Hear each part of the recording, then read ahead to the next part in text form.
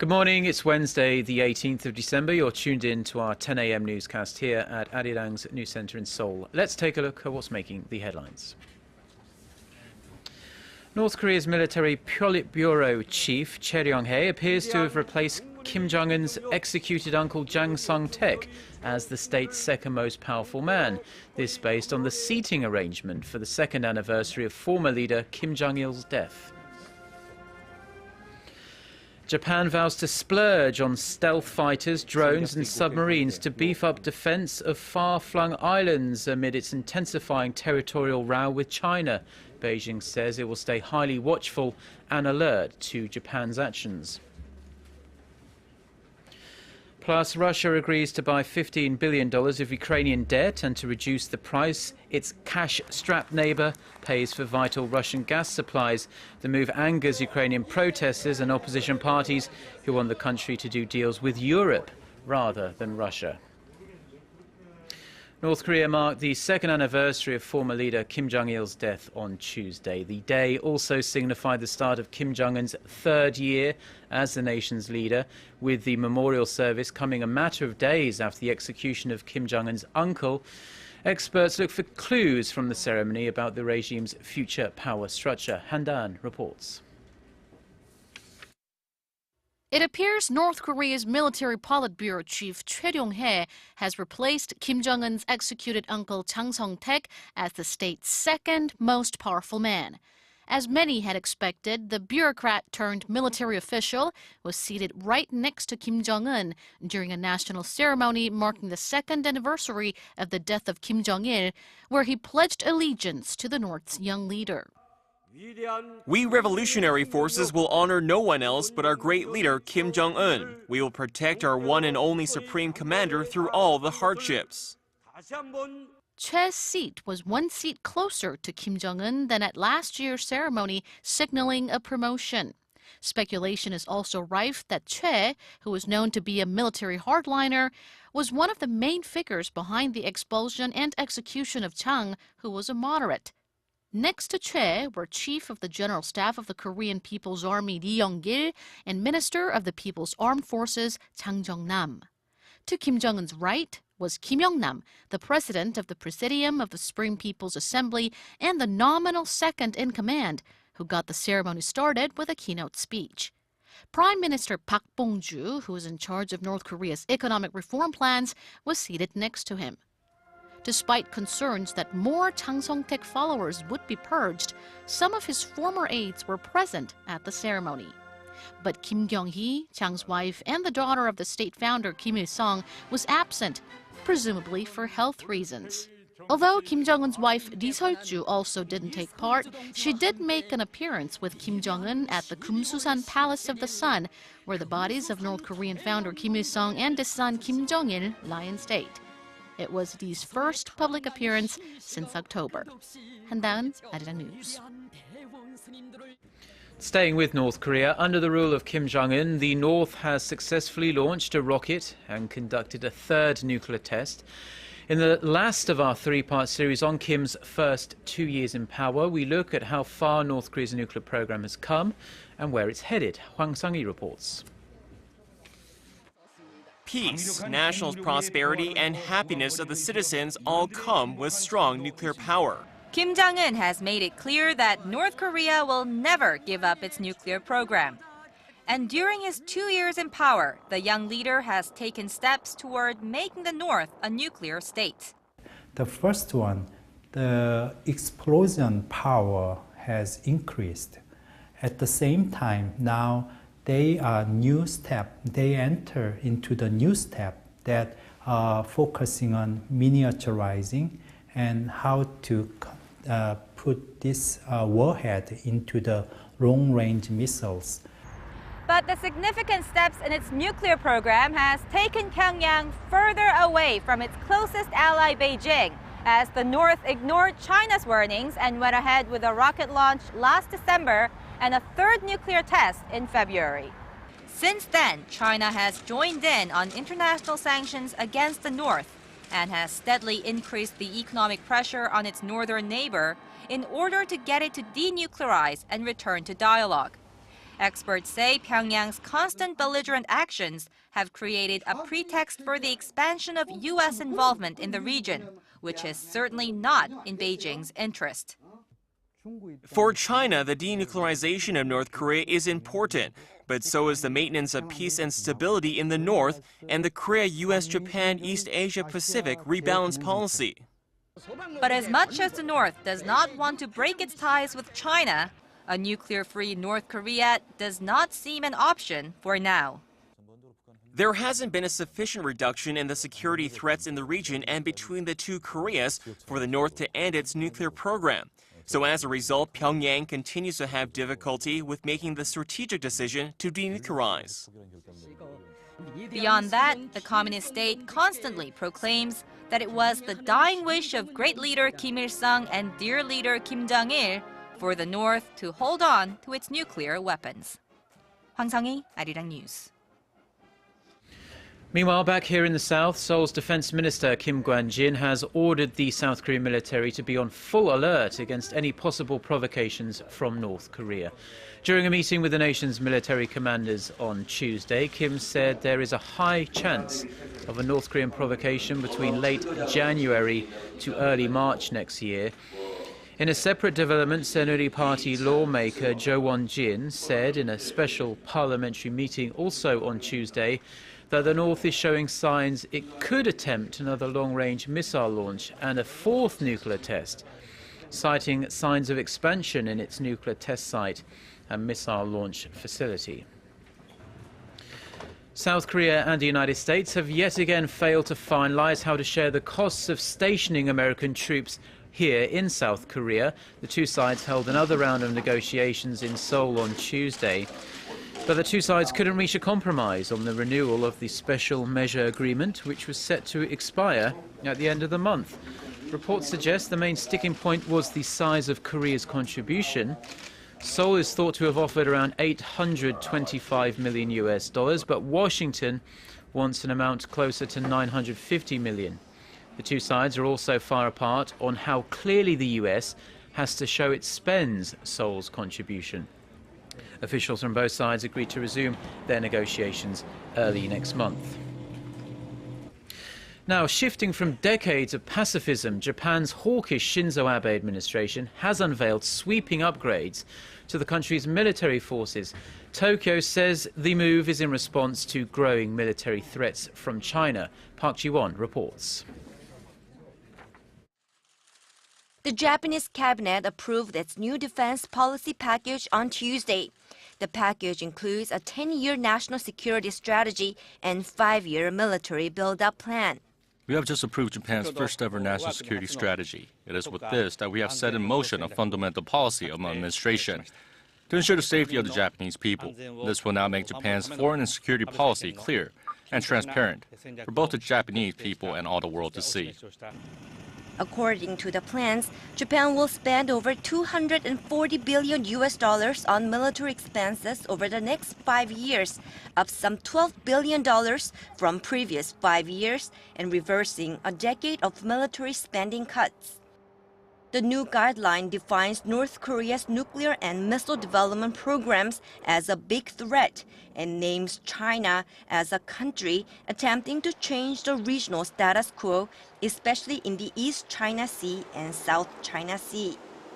Japan plans to mainly beef up its air and maritime surveillance capabilities. It will create a marine unit to defend its remote islands and purchase unarmed surveillance drones, beach assault vehicles, and troop-carrying aircraft. While Japan says the security plan is defensive and does not consider any preemptive strikes, China, in response, urged Japan to sincerely review its history and to respect regional peace and stability. Considering Japan's negative trend on historical issues, Asian countries, including China and the international community, have to be highly watchful and vigilant about Japan's trend.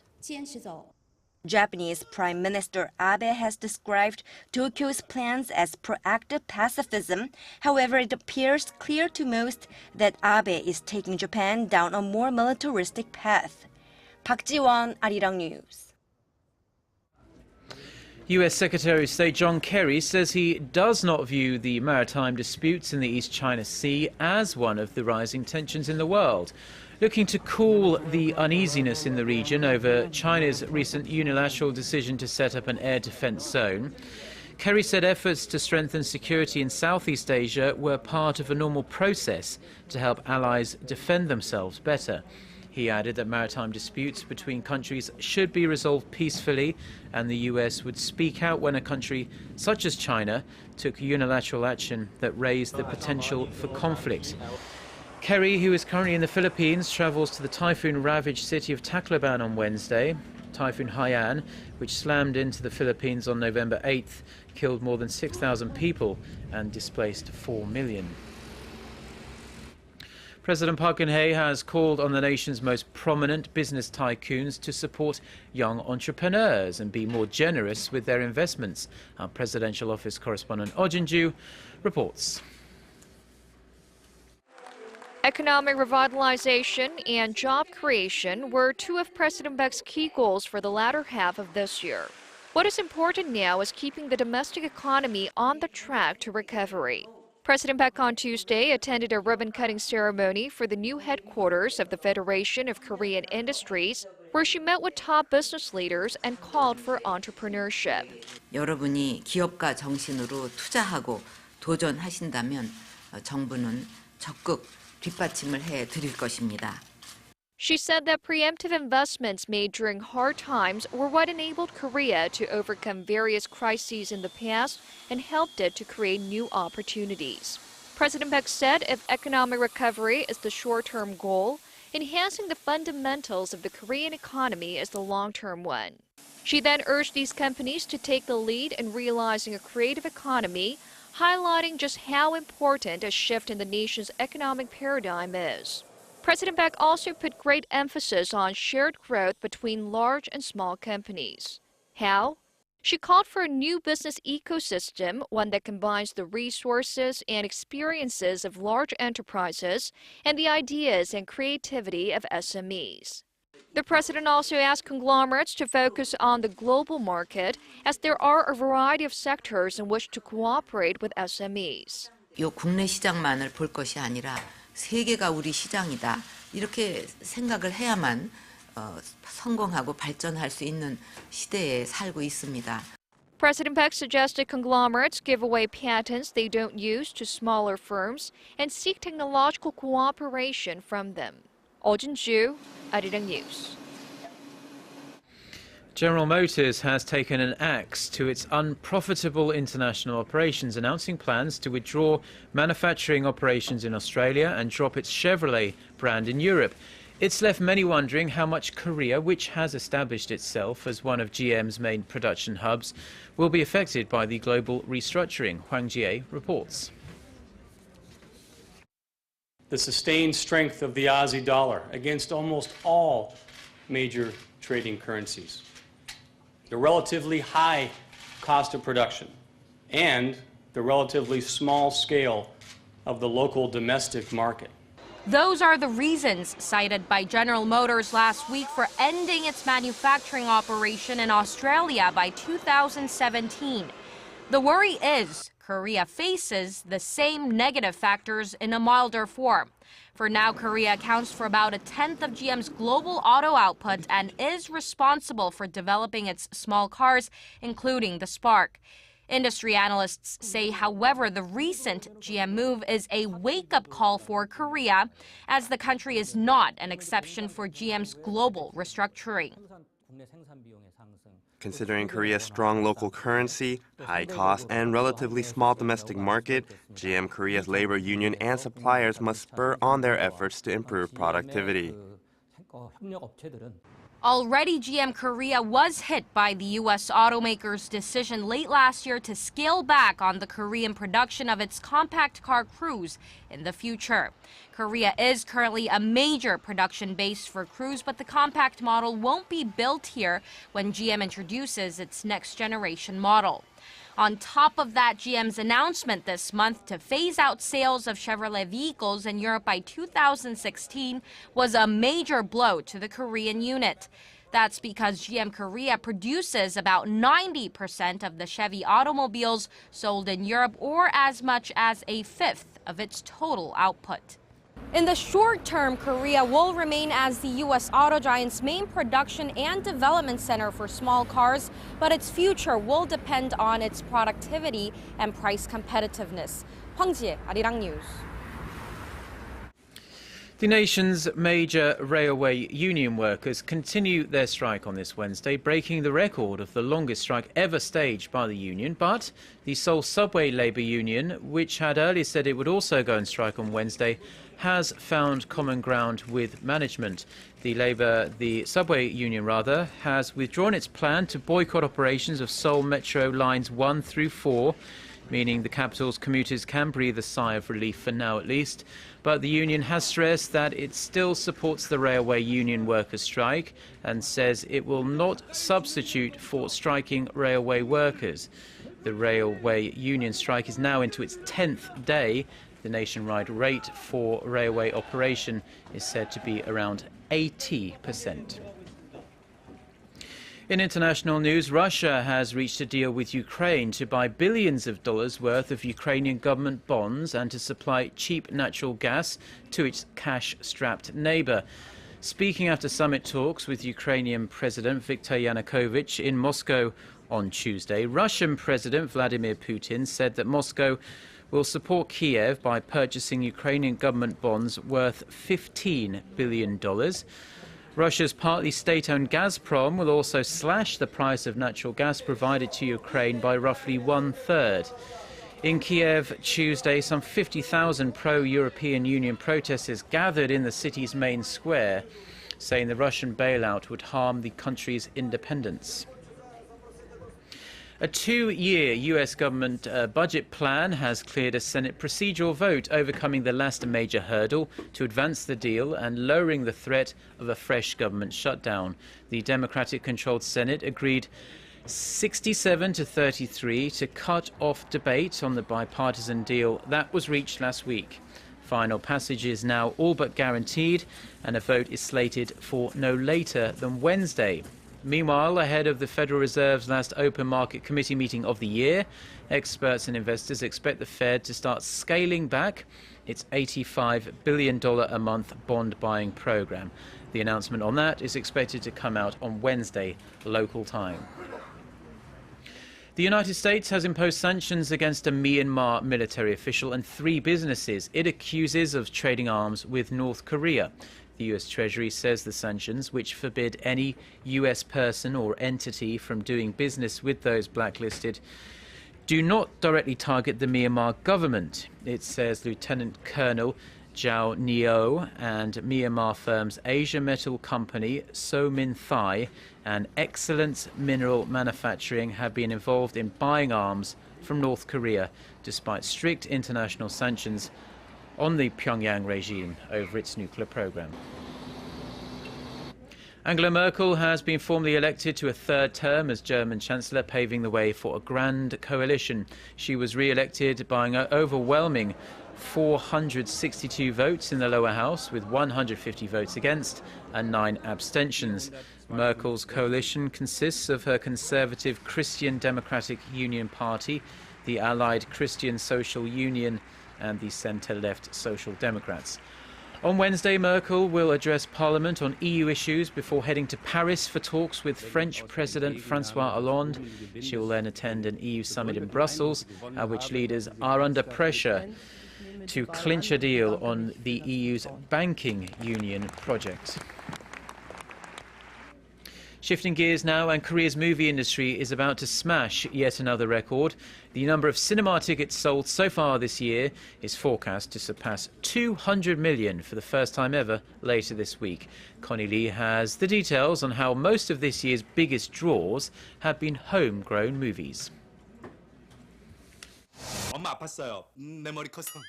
From the comedic and romantic to the more dramatic and thrilling. No matter the genre, more Koreans are watching movies these days. So just how many did they watch at the theaters this year? 5개 정도 본 것 같아요. 2014년도에는 영화 2편밖에 안 봤어요. 10편 정도. 1년이면 한 20편, 25편. According to recent numbers, each person in Korea watched an average of 4 movies at the theaters this year. This figure comes from the Korean Film Council, which says that the number of movie tickets sold so far in 2013 is expected to reach 200 million this week. The 200 million ticket milestone is very significant because it shows that the Korean movie industry has the potential to expand and grow even more. And by the end of this year, it'll surpass that number, posting a new record for Korea. By the end of 2013, we predict that about 210 million tickets will have been sold. Considering Korea's population of 50 million, that's a lot of tickets sold. And it looks like the Korean films drew in a larger audience. Nearly 60% of the total box office sales went to the homegrown films. The quality of Korean films has increased incredibly.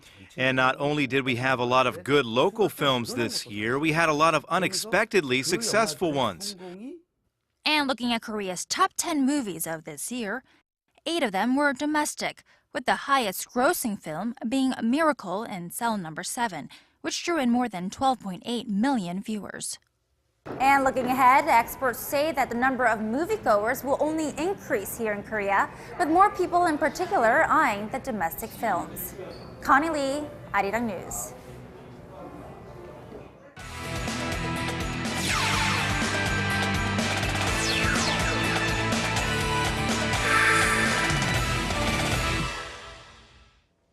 And a good Wednesday morning to you all as we kick things off in the world of football. Now, remember the first time I saw Park Ji-sung play back in 2000 when he played in Japan for the Kyoto Purple Sanga. And believe it or not, it's almost been 14 years since then.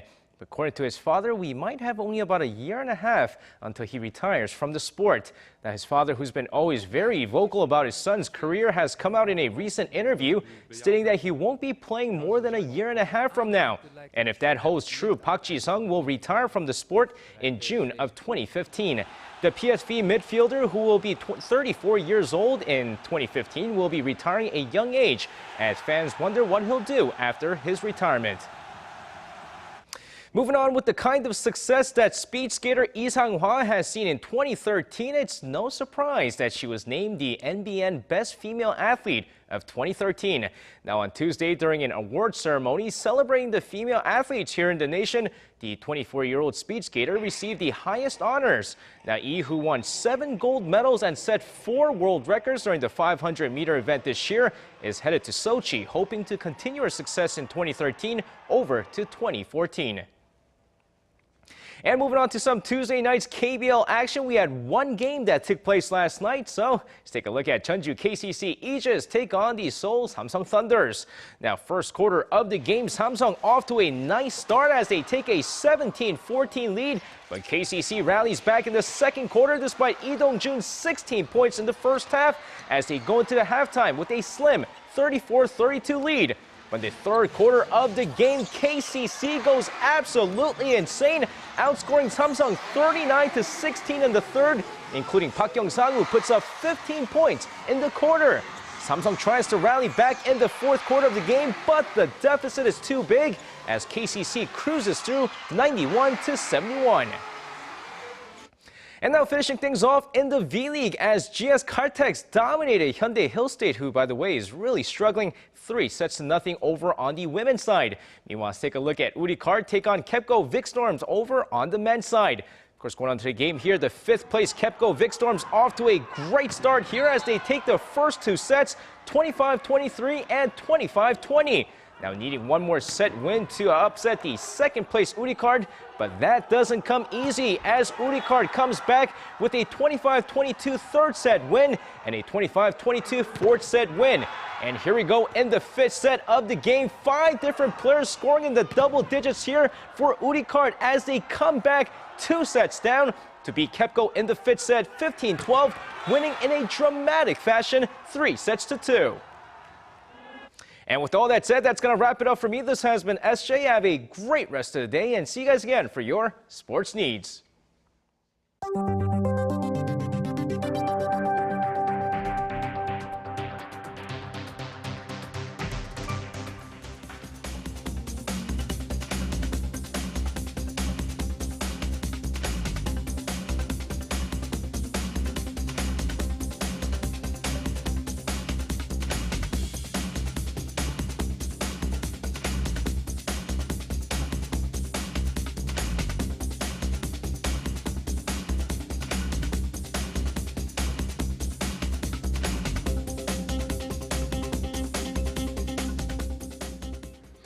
Time now to check in on the weather conditions in Korea and around the world.